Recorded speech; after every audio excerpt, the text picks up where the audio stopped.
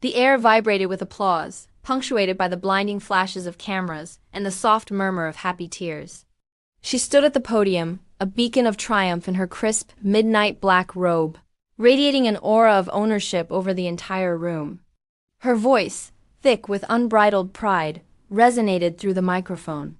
"And most of all," she declared, her gaze sweeping across the adoring faces, "I want to thank our parents for giving me the freedom to succeed." A wave of enthusiastic clapping rippled through the crowd. She turned slightly, her eyes for a fleeting moment brushing over mine. "Unlike my sibling," she continued, a subtle, almost imperceptible pause, a saccharine smile that felt like a knife disguised as gratitude, who chose a different path. I remained unmoving, my expression serene, a faint smile playing on my lips. I simply raised my glass in a silent toast and watched her conclude her speech, as if she hadn't just meticulously erased me from the very fabric of her success story. She had no inkling of the storm brewing, but she would soon. Because with that single, dismissive sentence, she had unwittingly triggered the one clause she should have, but never did.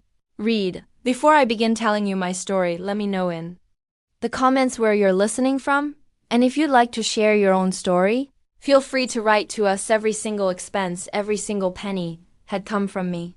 4 grueling years of undergraduate studies, 3 intense years of law school, the mountains of textbooks, the relentless rent payments, the high-end laptop, even the exhaustive bar preparation courses. Every last dollar flowed from my accounts.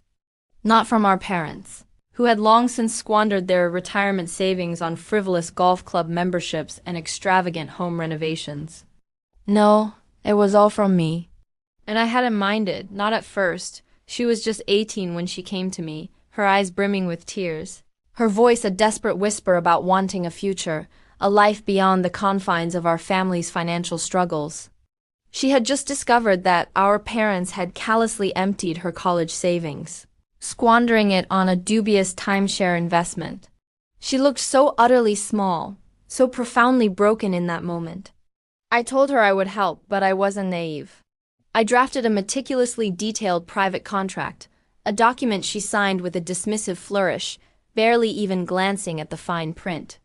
She had laughed then, calling me overly dramatic, insisting that blood didn't need paperwork.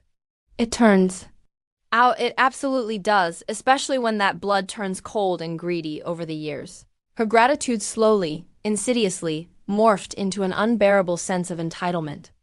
Casual phone calls devolved into demanding ultimatums. The heartfelt thank yous were replaced by unspoken, then outright, expectations. She seemed to forget where she had started and, more importantly, who had lifted her to the heights she now enjoyed. I observed this shift in subtle ways, the way she would introduce me merely as my sibling, never once hinting at the sacrifices that allowed her to wear those expensive suits, or how she would condescendingly lament about people who settle. Her eyes pointedly fixed on me across the dinner table. Yet, I remained silent, a quiet observer, because I held a secret she did not. She had never truly read Clause 17, any public statement made by the borrower that defames, discredits, or disrespects the lender prior to the full and complete repayment of all outstanding debts shall be considered an immediate and irrevocable breach of contract, triggering instant full repayment of the principal, compounded interest, and all accrued penalties.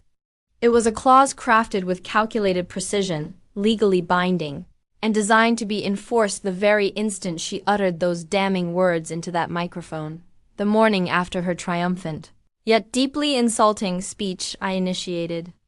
The breach proceedings with my attorney, not just any attorney, but the very one I had personally retained to establish my own successful firm, the same attorney she had interned for, completely unaware that he was, in essence, working for me.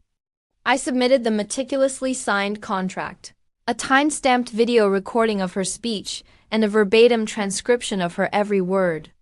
By the end of that week, the official notice arrived at her doorstep. Full repayment due within 30 days. No extensions. No grace period. Just the cold, hard consequence. The first frantic call came at midnight. I didn't answer. The second arrived the following morning, leaving a voicemail filled with a panicked tear-choked voice, a performance of feigned remorse. "It was just a joke," she wailed. I listened to it once, then promptly forwarded it to my attorney for official record-keeping. 3 days later, an email landed in my inbox, a desperate plea for a meeting. I agreed. We met at the quaint little cafe where she used to practically beg me for textbook money, her eyes wide with feigned helplessness. She arrived in a perfectly tailored blazer, still clinging to the last vestiges of the pride she had so brazenly displayed. "You're actually serious about this?" she asked, her voice barely a whisper, laced with a disbelief that bordered on arrogance. I took a slow, deliberate sip of my coffee. "Clause 17, I stated, my voice calm, unwavering. Her jaw visibly tightened.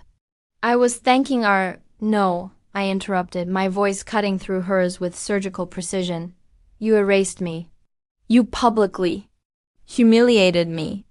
You weaponized your success, turning it into a tool to belittle me." She blinked, her carefully constructed facade beginning to crack. "I didn't mean to," she stammered. "But you did." She then offered a partial repayment, suggesting a series of manageable installments. I gently reminded her that the triggered clause demanded full repayment, including all accrued penalties. "You'd ruin me," she whispered, her voice now genuinely trembling. I leaned in, my gaze unwavering. "You ruined us."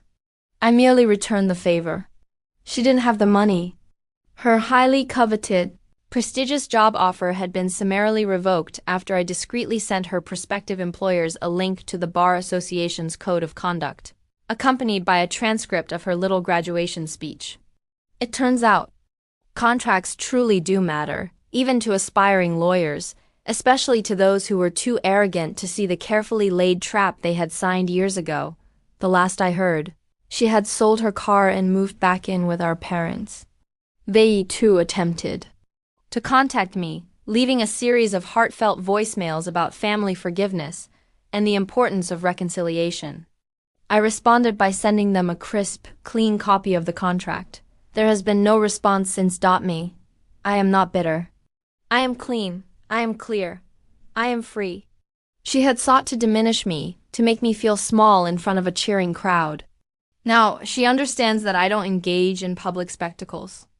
I fight on paper, in silence, with the undeniable weight of signatures and official stamps, and I never, ever miss. She once stood on a grand stage, adorned in a cap and gown, basking in the glow of her perceived triumph. Now she folds clothes at a strip mall legal clinic, a stark reminder of her downfall, all because she foolishly believed I was trapped. It turns out she signed the cage herself.